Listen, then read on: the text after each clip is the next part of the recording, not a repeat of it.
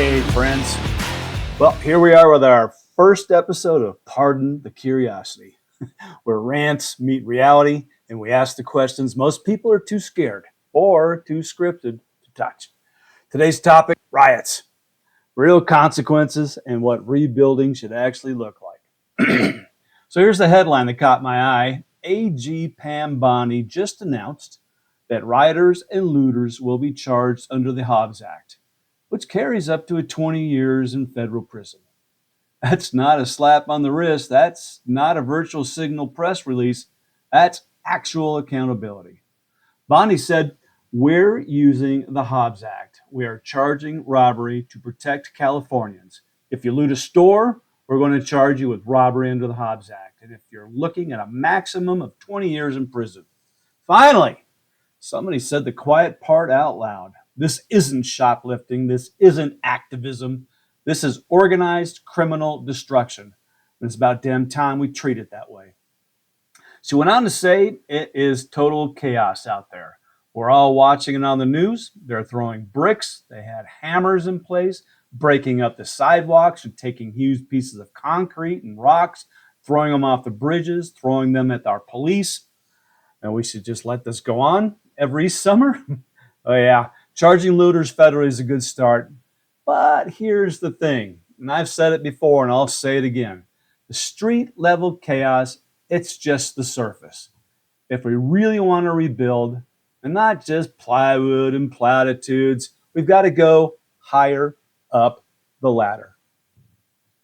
Let's talk about accountability for the people who were elected to prevent this in the first place. Here's my proposal. If you're an elected official, mayor, governor, city council, and your city descends into chaos while you sit on your hands, you lose your salary. You lose your perks. You don't get paid until the damage is rebuilt and public safety is restored. Why should taxpayers fund your failure? Let the people actually affected, small businesses, homeowners, first responders, get that paycheck, not you. And while we're at it, how about campaign cash? Freeze it. Redirect those funds to rebuild the communities that were destroyed. If you're more concerned about your re-election war chest than your city burning, then you don't deserve to be in office. And let's not forget the hidden hands, the ones writing the checks to fund this destruction. Yeah, I said it. The ones who bankroll bail funds, drop off pallets of bricks, or fund activist groups that somehow always show up with gear, comms, transportation. Well, let's hit them with RICO. Let's seize their assets. Redirect those funds to the business owners whose lives were torched, literally. If you fund destruction, you rebuild what you helped destroy. Because right now, there's the twisted imbalance. The small guy, the store owner, the cop on the street, the Uber driver caught in the middle of the chaos, they take the hits. Meanwhile, the people who allowed it, they cash the checks. They run for higher office. They get applauded for their restraint. Enough. Look, I'm not saying don't protest, but there's a big difference between holding a sign and hurling a cinder block off an overpass. Pam Bondi's right about one thing. It's a miracle more people haven't been seriously injured or killed.